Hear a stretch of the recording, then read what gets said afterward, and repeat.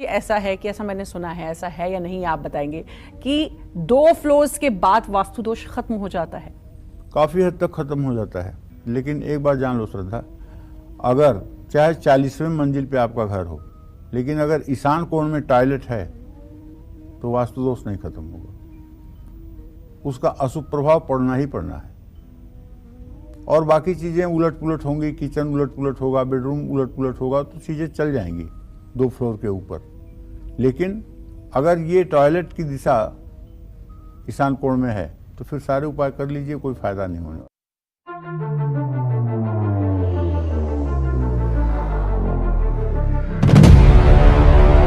तो आज हम बात कर रहे हैं दक्षिण दिशा की, माने आज हम 135 डिग्री से ऊपर की बात करेंगे, और इसी 135 डिग्री के बाद 90 डिग्री को हम 11 भागों 8 भागों में बांटेंगे। 11 अठे 88, मतलब लगभग 11 अंश कुछ कला 1 भाग का होगा। नियम वही लागू होगा, कौन सा? 9 भागम गृहम कृत्वा पंचभागे तो दक्षिणे त्रिभागे उत्तरे प्रोक्तो यह निरसते सती। अगर मेरी बात पकड़ना हो आपको तो देखिएगा कि जब चौथा बताऊंगा तो वो दरवाजा जरूर अच्छा बताऊंगा, उसके आगे पीछे का जो बताऊंगा सब गड़बड़ सड़बड़ बताऊंगा। तो वही कानून वही लागू होता है वास्तुराज वल्लभ का ही कि 9 भागम गृहम कृत्वा पंचभागे तो दक्षिणे त्रिभागे उत्तरे प्रोक्तो यह वह निरसते सती। तो चलो मैं अब बताना चाहूंगा आप सबको कि अब आप लोग अपना मोबाइल खोल लीजिए, मोबाइल में कंपास का डायरेक्शन खोल लीजिए, और अगर आपके घर का मुख्य दरवाजा दक्षिण दिशा में है तो आप अपने घर के मध्य में खड़े होकर के डायरेक्शन देखिए कि आपके दरवाजे का डायरेक्शन कितने डिग्री पर है।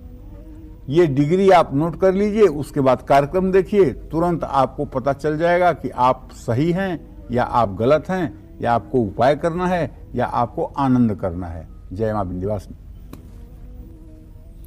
देखिए, अब मैं बताना चाहूंगा कि दक्षिण दिशा में अगर आपका मुख्य द्वार है, ये कंपास दिखा रहा है, तो ये मैं आपको बता दूं कि वास्तु पुरुष में दक्षिण दिशा के मुख्य द्वार को भी 8 पदों में विभाजित किया गया है, जो दक्षिण से 1 से लेकर के दक्षिण 8 तक होता है।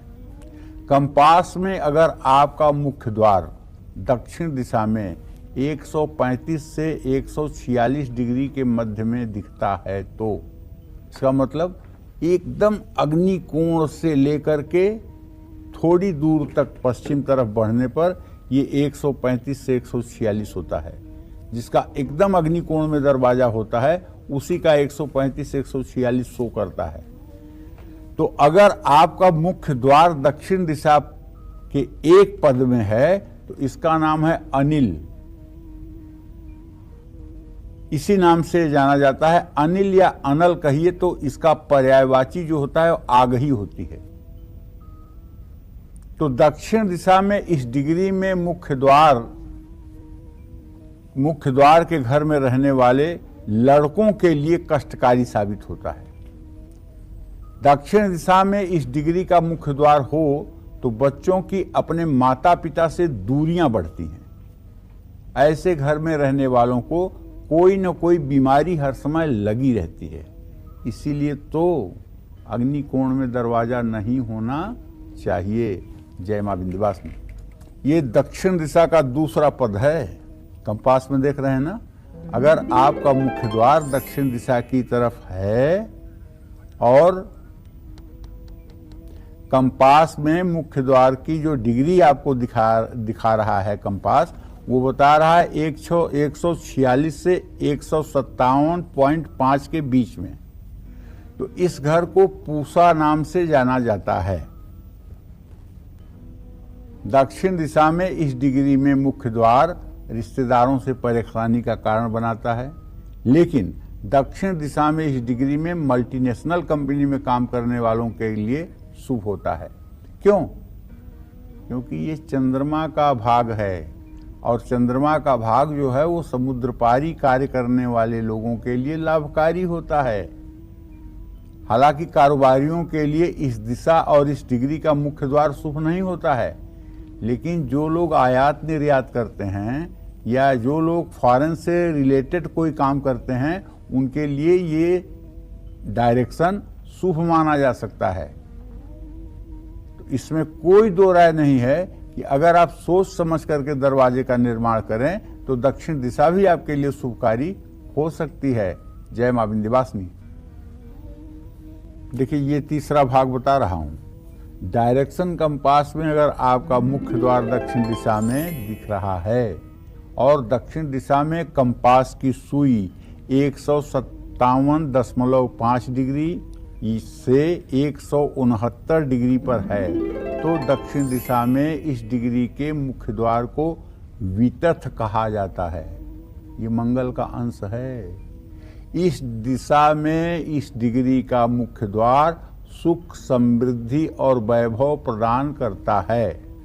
ऐसे घर में रहने वाले लोग अपना काम निकलवाना जानते हैं, स्वार्थी होते हैं और अक्सर ये लोग स्वार्थपरस्त रहते हैं या गलत तरीके से अपना काम निकालते हैं। इस दिशा और इस डिग्री का द्वार संपन्नता तो लाता है, लेकिन ना ही परिवार के सदस्य एक दूसरे पर भरोसा करते हैं और ना ही बाहर वाले इन पर भरोसा करते हैं। तो ये बहुत अच्छा तो नहीं हुआ हमारे समझ से। जय मां विंध्यवासिनी। देखिए, अब वही वाला डायरेक्शन आ रहा है जो 9 भाग करने पर शुभ होता है। तो कहने का मतलब डायरेक्शन कंपास के माध्यम से मैं आपको बताना चाहूँगा कि अगर आपका मुख्य द्वार दक्षिण दिशा में है और आपके कंपास की सुई 169 से 180 के बीच में है, मतलब 169 डिग्री से 180 डिग्री के बीच में आपकी सुई बता रही है, डायरेक्शन बता रहा है, तो भैया दक्षिण दिशा में ये अगर है तो इसे, इस गृह को क्या कहते हैं? रक्षिता। आप भी समझ गए होंगे, रक्षिता का मतलब ही होता है रक्षा करने वाला।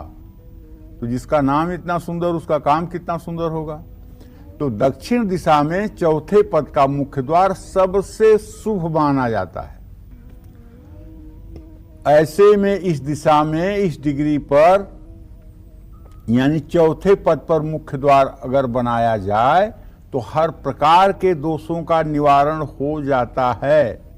दक्षिण दिशा के चौथे पद का मुख्य द्वार धन वैभव में वृद्धि कराता है, कुटुंब परिवार की वृद्धि होती है, घर में शुभ कार्य और हर समय उत्सव होते हैं। ऐसे घर में रहने वालों का मान सम्मान बढ़ता है। ऐसे लोग जहां भी काम करते हैं अच्छे लीडर साबित होते हैं। जय मां विंध्यवासिनी। देखिए, डायरेक्शन कंपास में अगर आपका मुख्य द्वार 180 से 191 डिग्री पर दिखा रहा है तो आपका मुख्य द्वार दक्षिण दिशा के पद क्रमांक 5 में पड़ता है। दक्षिण दिशा के पद 5 को यम नाम से जाना जाता है। यम माने यमराज, मृत्यु का देवता। दक्षिण दिशा में इस डिग्री का मुख्य द्वार यानी पद 5 का मुख्य द्वार बहुत ही अशुभ माना जाता है और बहुत ही अशुभ फल देने वाला होता है। माना जाता है कि ऐसा मुख्य द्वार घर में रहने वालों को न सिर्फ कर्ज में दबाता है बल्कि आर्थिक संकट इतना लाता है कि लोग बर्बाद हो जाते हैं। इस दिशा में, इस डिग्री में भूल करके भी मुख्य द्वार नहीं बनाना चाहिए। जय मां विंध्यवासिनी। तो देखिए भैया, डायरेक्शन कंपास आपके हाथ में होगा और यदि साउथ फेसिंग आपका घर है तो दक्षिण दिशा में अगर कंपास की सुई 191 से 202.5 के बीच में है तो आपका मुख्य द्वार वास्तु पुरुष के सिद्धांत के अनुसार दक्षिण दिशा के 6वें पद में पड़ता है। इसका नाम है गंधर्व। क्या नाम है? गंधर्व। इस दिशा में और इस डिग्री और इस पद का मुख्य द्वार मानहानि कराता है। दक्षिण दिशा के पद 6 का मुख्य द्वार घर में नकारात्मक ऊर्जा लाता है। घर में आर्थिक संकट और आर्थिक हानि होती रहती है। ऐसे घर में रहने वाले लोग हमेशा दरिद्रता के शिकार होते हैं। निसंदेह ये दिशा बहुत ही ज्यादा अशुभ और सम्मान के लिए घातक है। जय मां विंध्यवासिनी। तो पंडित जी, अगर ये दिशा भी आपने कहा अशुभ मानी जाती है, तो क्या इसके लिए भी सेम वास्तु उपाय करना चाहिए जो आपने बताया? देखिए, वास्तु उपाय तो ये है कि अगर आपका मुख्य द्वार इस डायरेक्शन में बन ही गया है और अब आप कुछ कर नहीं सकते हैं, ठीक है, एक तो गांव में जो घर बने हुए हैं उनका द्वार निरीक्षण कैसे करना है आपको, एक तो शहरों में जैसे मल्टी स्टोरी बिल्डिंग है, ठीक है, और उसकी फेसिंग कहीं से भी हो, उसके एंट्री गेट कहीं भी हो, उसकी बाउंड्री की एंट्री गेट कहीं भी हो, लेकिन आप अपने फ्लैट में, आप अपने फ्लोर में जब प्रवेश कर रहे हैं तो उस समय आपका दरवाजा कहाँ है? आप अपने फ्लैट या फ्लोर के मिडिल में ब्रह्मस्थान में खड़े होकर के कंपास चालू करके तब आप देखिए कि आपका ये एंट्री गेट किस डिग्री पर है और उस डिग्री के हिसाब से आपके जीवन में दुख सुख मिलेगा। अगर आपको लगता है कि ये गलत हो गया है तो आपको तुरंत वास्तु शांति की पूजा करवानी चाहिए और वास्तु शांति की पूजा के साथ साथ यदि नींव में नाग कच्छप वाराह की स्थापना की गई है तो ठीक, अगर नहीं की गई है तो किसी गृह प्रवेश के मुहूर्त में नाग कच्छप वाराह, सेवार घास और तुलसी की जड़ तांबे की लुटिया में रख करके अग्नि कोण में उसे दबाना चाहिए। इससे भी घर का वास्तु दोष ठीक होता है। देखिए, डायरेक्शन कंपास में अगर आपका मुख्य द्वार दक्षिण दिशा की तरफ इंडिकेट कर रहा है, माने संकेत कर रहा है, तो दक्षिण दिशा की डिग्री 202.5 से 214 के बीच में है तो आपका मुख्य द्वार दक्षिण दिशा के पद क्रमांक 7 में पड़ता है। दक्षिण दिशा के पद 7 को भृंगराज के नाम से जाना जाता है। ऐसे घर में रहने वालों को कभी भी मेहनत का फल नहीं मिलता है। असफलता इतनी मिलती है कि मेहनत करने की इच्छा खत्म हो जाती है। दक्षिण दिशा के पद क्रमांक 7 में रहने वालों को जीवन से निराशा होने लगती है और ऐसे लोगों के चेहरे पर तेज ज्यादा दिनों तक नहीं रहता है। इस तरह के द्वार के जो लोग हैं उन्हें अपने दरवाजे के, अपने मेन एंट्रेंस गेट के ठीक नीचे एक चांदी का तार लगवाना चाहिए। शुभ मुहूर्त में एक चांदी का तार लगवाना चाहिए। ऐसा करने से इस दिशा का थोड़ा सा दोष समाप्त होगा। जय मां विंध्यवासिनी। जी, ऐसा है कि, ऐसा मैंने सुना है, ऐसा है या नहीं आप बताएंगे कि 2 फ्लोर्स के बाद वास्तु दोष खत्म हो जाता है? काफी हद तक खत्म हो जाता है, लेकिन एक बात जान लो श्रद्धा, अगर चाहे 40वें मंजिल पे आपका घर हो लेकिन अगर ईशान कोण में टॉयलेट है तो वास्तु दोष नहीं खत्म होगा, उसका अशुभ प्रभाव पड़ना ही पड़ना है।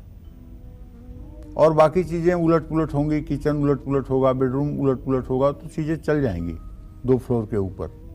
लेकिन अगर ये टॉयलेट की दिशा ईशान कोण में है तो फिर सारे उपाय कर लीजिए, कोई फायदा नहीं होने वाला है। यानी कि टॉयलेट ईशान कोण में नहीं होना चाहिए। और अगर ऐसा नहीं है तो फिर वास्तु दोष खत्म हो जाएगा। यानी कि जो मैंने कहा था कि फ्लैट्स में जो लोग रहते हैं आजकल, उनके लिए एक राहत वाली खबर है, लेकिन टॉयलेट आपका ईशान कोण में नहीं होना चाहिए। पद 8 का मतलब साउथ वेस्ट के कोने से लेकर के थोड़ा सा पूर्व दिशा में, ठीक है। तो डायरेक्शन कंपास में अगर आपका मुख्य द्वार साउथ फेसिंग दिखा रहा है और कंपास की सुई 214 से 235 डिग्री पर है तो आपका मुख्य द्वार दक्षिण दिशा के पद 8 पर है, यानी एकदम साउथ वेस्ट के कोने में है। पद 8 को वास्तु सिद्धांत के अनुसार मृग के नाम से जाना जाता है। इस दिशा में पद 8 पर मुख्य द्वार सबसे अशुभ माना जाता है। इस दिशा और इस डिग्री के मुख्य द्वार के बहुत गंभीर नतीजे हो सकते हैं। इस घर में रहने वाले लोग समाज से हमेशा कटे रहते हैं। ऐसे घर में धन की कमी होती है। परिवार के हर सदस्य को संघर्ष करना पड़ता है। इस दिशा में इस डिग्री में भूल करके भी मुख्य द्वार नहीं बनाना चाहिए। वास्तु पुरुष सिद्धांत के अनुसार इस दिशा का मुख्य द्वार पूर्ण रूपेण शास्त्रों में वर्जित है। जय मां विंध्यवासिनी। अब पंडित जी, मान लीजिए किसी का घर ऐसी दिशा में बन गया या साउथ फेसिंग में ही ऐसे पद में आता है, अब कंस्ट्रक्शन तो हो गया लेकिन अब घर उतना अच्छा फल नहीं दे रहा है, परेशानियों का सामना करना पड़ रहा है, तो क्या करें? वास्तु शांति। वास्तु शांति एक ऐसा उपाय है जो सारी चीजों को ठीक कर सकता है।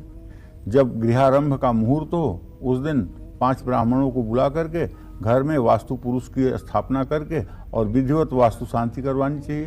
प्रायश्चित गोदान करना चाहिए। तो ये क्या हर साल करवाना चाहिए या फिर एक बार ही? नहीं, ऐसा नहीं है।